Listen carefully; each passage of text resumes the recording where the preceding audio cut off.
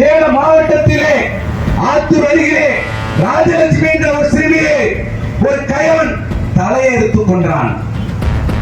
அந்த கொலை வழக்கிலே அந்த குடும்பத்தினர் எங்களுக்கு சிறப்பு அரசு வழக்கறிஞர் வேண்டும், ஆசை தம்பி வேண்டும் என்று மாவட்ட ஆட்சியரிடம் மனு கொடுக்கின்றார்கள். அந்த பெற்றோர்கள் மாவட்ட ஆட்சியர் காவல் நடத்துகின்றார். நீதிமன்றத்திலே விசாரணைக்கு வர தயாராக இருக்கின்றது.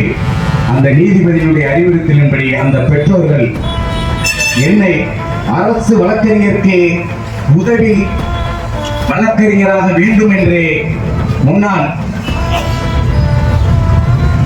இந்திய சிஆர்பிசி என்று சொல்லுவோம், குற்றவியல் நடைமுறை சட்டம் தற்போது மாறிவிட்டது.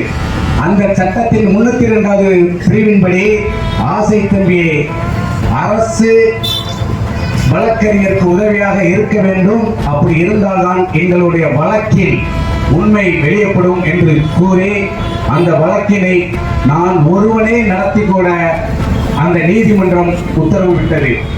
அதன்படி அந்த வழக்கில் குற்றவாளிக்கு உச்சபட்ச தண்டனையான மரண தண்டனை மேல் எனக்கு நம்பிக்கை இல்லை. இருப்பினும் அந்த வழக்கில் உச்சபட்ச தண்டனையான மரண தண்டனை வாங்கி கொடுத்தேன்.